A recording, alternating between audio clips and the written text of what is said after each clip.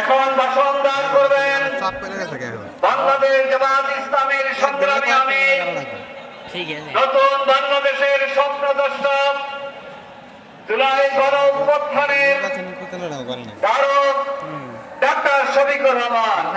বক্তব্য রাখছেন জননেতা ডাক্তার শফিকুর রহমান।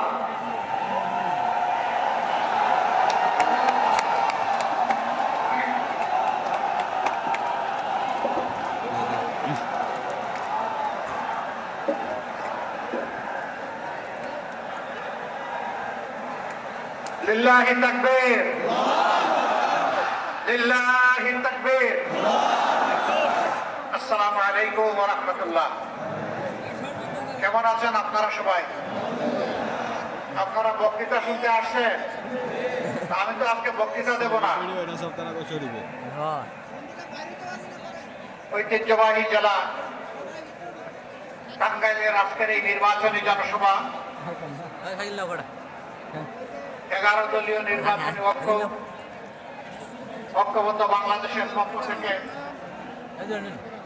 এই জনসভার সম্মানিত সভাপতি, সভামঞ্চে বসা বাংলাদেশ জামাতে ইসলামী সহ 11 দলের কেন্দ্রীয় এবং স্থানীয় নেতৃবৃন্দ, শহীদ পরিবারের গর্বিত সদস্যবৃন্দ, জুলাই যোদ্ধাবৃন্দ, টাঙ্গাইলের আপামর জনতা মা এবং বোনেরা, টাঙ্গাইলবাসী ভাইয়েরা, সাংবাদিক বন্ধুগণ, আপনারা হয়তো অনেকেই জেনেছেন ইতিমধ্যে আজ সন্ধ্যা 6:30টায় বাংলাদেশ জামাতে ইসলামী আগামীর বাংলাদেশ কিভাবে গড়তে চায় সেই ইশতেহারটি ইনশাআল্লাহ প্রকাশ পাবে। আমাকে সেখানে যেন আল্লাহ তাআলা যথাসময়ে হাজির হওয়ার তৌফিক দান করেন। ইতিমধ্যে কুড়িগ্রাম, লালমনিরহাট, তারপরে নীলফামারী, শেরে আমরা এখানে এসে হাজির হয়েছি। বাকি সময়টা আল্লাহ তাআলার সাহায্য চাই। জাতির প্রয়োজনে, মানবতার প্রয়োজনে, দিনের প্রয়োজনে আল্লাহ যেন আমাদের রাস্তা সহজ করে দেন এবং নিরাপদ করে দেন। নির্বাচনের আর মাত্র হাতে গোনা 60 দিন বাকি আছে। এই নির্বাচন অতীতের কোনো নির্বাচন নয়, এটি নতুন বাংলাদেশ গড়ার নির্বাচন।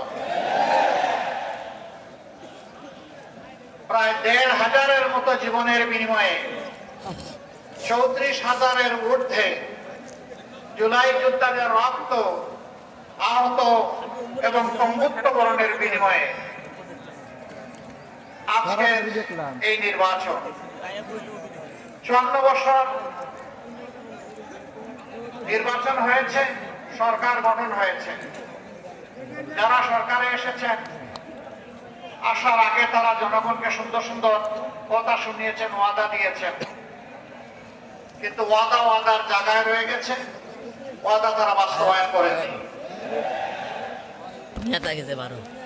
যার কারণে সমাজে বৈষম্য দেখা দিয়েছিল, অপরাধ চরম মাত্রা ধারণ করেছিল, দুর্নীতি গোটা সমাজকে একদম ডুবিয়ে দিয়েছিল। এর বিরুদ্ধে আমাদের যুব সমাজ ফুঁসে উঠেছিল একটা মাত্র স্লোগান, উই ওয়ান্ট জাস্টিস। আমরা ন্যায় বিচার চাই, আমার বাঁচার জন্য অধিকার চাই, শিশুর জন্য শিক্ষা চাই, যুবকের যুবতীর জন্য কাজ চাই, মা বোনদের জন্য নিরাপত্তা চাই, ব্যবসায়ীর জন্য নির্ভেজাল ভাবে শান্তিতে নিরাপদে ব্যবসা করার পরিবেশ চাই, কৃষকের জন্য জমিতে নিরাপদে উন্নত মানের ফসল ফলানোর সরঞ্জাম চাই, শ্রমিকের জন্য তার শ্রমের ন্যায্য বিনিময় চাই, কর্ম পরিবেশ চাই। এই সব কিছু ছিল উই ওয়ান্ট জাস্টিস। আমরা ন্যায় বিচার চাই। বাংলাদেশ জামাতে ইসলামের সবচেয়ে বড় মুসলিম সংগঠন বাংলাদেশে। আর কোন সংগঠনের শীর্ষ 11 জন নেতাকে শেখ হাসিনা সরকার খুন করে নাই।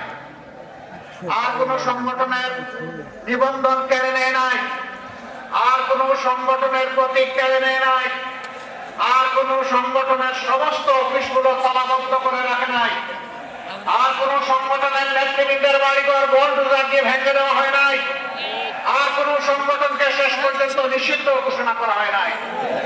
এটা একমাত্র সংগঠন বাংলাদেশ জামাত ইসলামী। তবে আমরা বিশ্বাস করি যারা সরকারের বাইরে বিরোধী দল আমরা ছিলাম সকলেই মজলুম ছিলেন।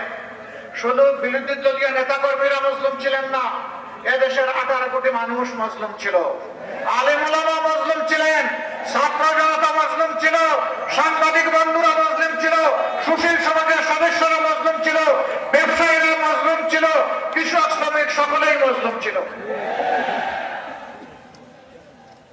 আগস্টের 5 তারিখ যখন আল্লাহ তাআলা সাময়িক মুক্তির ব্যবস্থা করে দিলেন, সেই মজলুম সংগঠন জামাতে ইসলামী উচ্ছ্বাস প্রকাশ করার জন্য মিছিল বের করে নাই,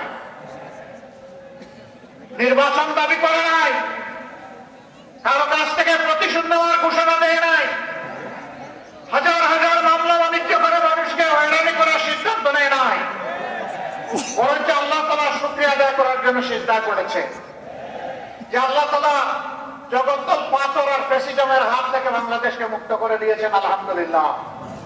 আমরা সে রাতেই ঘোষণা করেছিলাম কারো উপর থেকে আমরা প্রতিশোধ নেব না। এই জাতির সাক্ষী 18 কোটি মানুষ সাক্ষী, একটা মানুষের উপর থেকে আমরা প্রতিশোধ নেই নাই। আমরা বলেছিলাম আমাদের কর্মীরা, সহকর্মীরা আর্থিকভাবে দারুণ ক্ষতিগ্রস্ত হয়েছেন, কিন্তু তাই বলে হারাম পথ আমাদের কর্মীদের উপার্জনের রাস্তা নয়, আমরা চাঁদাবাজি করব না। বাংলাদেশের 18 কোটি মানুষ চাঁদাবাজি আমরা করি নাই। আমরা বলেছিলাম যারা আমাদেরকে মামলা দিয়ে দফায় দফায় জেলে নিয়েছে, কষ্ট দিয়েছে, রিমান্ডে নিয়ে আমাদের উপর নির্যাতন করেছে, আমাদের কাছ থেকে অবৈধভাবে টাকা আদায় করেছে, আমরা তাদের বিরুদ্ধে হাজার হাজার লক্ষ লক্ষ মামলা দেব না। আমরা বলেছিলাম প্রতীকী কিছু মামলা হবে যাতে বিচারহীনতার সংস্কৃতি তৈরি না হয়। আমরা বলেছিলাম আমাদের কর্মীদেরকে যারা মজলুম, সাবধান, মামলা দিতে কি একজন নিরপরাধ মানুষকে মামলার আসামি করা যাবে না। আমরা জাতির সাথে কথা রেখেছি, আপনারা শুনে অবাক হবেন, 8টি মামলা, আমাদের সর্বমোট মামলার সংখ্যাই 750। এর মাঝে 8টি মামলা আছে, আসামি মাত্র একজন। আমরা দ্বিতীয় জন খুঁজে পাই নাই, দ্বিতীয় জনের নাম আমরা লিখি নাই। শুধু তাই না, 5 তারিখের পর 6 তারিখ বাংলাদেশে আমাদের সামনে এখন যে ভাইয়েরা দেশের আইন শৃঙ্খলা পরিস্থিতিকে সামাল দিচ্ছেন, সঙ্গত কারণেই সেদিন তারা ছিলেন না। 5, 6, 7, 8 এই 4 দিন ছিলেন না। 6 তারিখ সকাল থেকে সমস্ত কর্মীদেরকে আমরা নামিয়ে দিয়েছিলাম, যাও এবার জনগণের হয়ে পাহারাদারের দায়িত্ব পালন করো। সবগুলা উপাসনালয়, সকল ধর্মের মসজিদ সহ ভালনারেবল হাউসেস, ঝুঁকিপূর্ণ বাড়িগুলো, ব্যবসা প্রতিষ্ঠানগুলো, মানুষগুলো যেই সাহিত্য চাইবে তাকেই পাহারা বসাও, তারই পাহারা দাও। রোদে শুকিয়ে বৃষ্টিতে ভিজে রাউন্ড ডাকলো 24 ঘন্টা আমাদের কর্মীরা সেই দায়িত্ব পালন করেছে। এরপরে শহীদ পরিবারের পাশে দাঁড়ানোর চেষ্টা করেছে, আহত পঙ্গুদের পাশে দাঁড়িয়েছে, বন্যা এসেছে, ঝাঁপায় পড়েছে। আমরা সিজনাল পলিটিশিয়ান না, আমরা বসন্তের কোকিল না, যে যখন নির্বাচন আসবে তখন এসে নতুন রং ধারণ করে সুন্দর সুন্দর কথা নিয়ে আমরা হাজির হব না। আমরা তাই না। আপনারা সাক্ষী, 15.5 বছর আমাদের উপরে এত জুলুম হওয়ার পরেও আমরা একদিনের জন্য জনগণকে ছেড়ে কোথাও আমরা যাইনি। এই মাটি কামড় দিয়ে আমরা ছিলাম, আল্লাহ আমাদেরকে এখানে রেখেছিলেন। দফায় দফায় জেলে গিয়েছি, ঘর বাড়ি ছাড়া হয়েছি, অফিসে ঢুকতে পারি নাই, কিন্তু বাংলাদেশে ছিলাম। আলহামদুলিল্লাহ, এখনো আল্লাহ রেখেছেন। ইনশাআল্লাহ ভবিষ্যতে সুদিন দুর্দিন কি আসবে আল্লাহ ভালো জানেন। কথা দিচ্ছি, বাংলাদেশ ছেড়ে কোথাও যাব না ইনশাআল্লাহ। আছি, থাকবো, আপনাদের সুখেও থাকবো, ইনশাআল্লাহ দুঃখেও থাকবো। আমরা এখন একটি মানবিক বাংলাদেশ গড়ার স্বপ্ন দেখছি। এই স্বপ্ন কার? এটা আমার না, এটা জুলাই আন্দোলনের যোদ্ধাদের। তারা যে দেশটা দেখতে চেয়েছিল, আমরা সেই দেশটা গড়ার জন্য শপথ নিয়েছি। আপনারা আমাদের সাথে ইনশাল্লাহ থাকবেন ইনশাল্লাহ।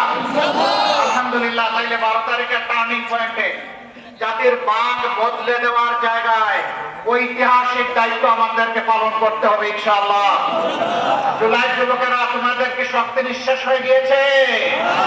এখনো সজাগ আছো?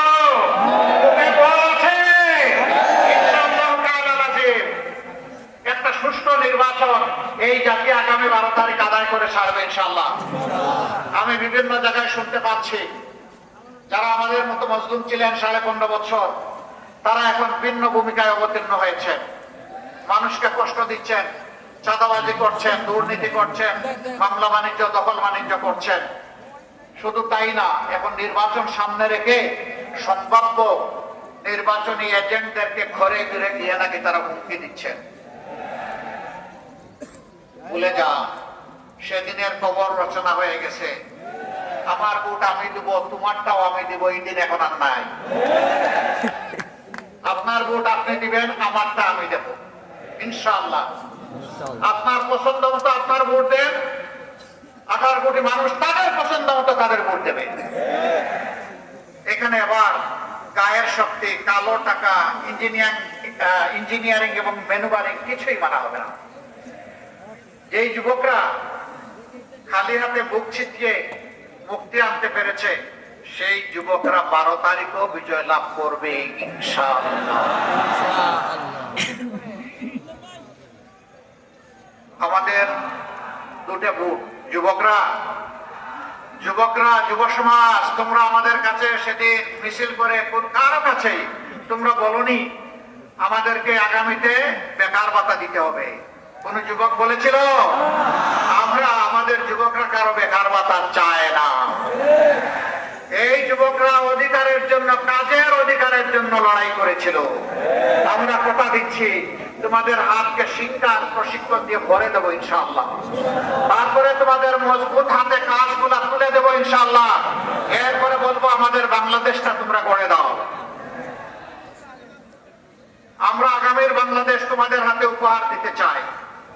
যুবকরা তৈরি আছে? হাত তুলুন। মাশাআল্লাহ, আবাল বৃদ্ধ বনিতা সবাই যুবক। ইয়েস, তাইলে আমিও যুবক, আমিও যুবক ইনশাআল্লাহ।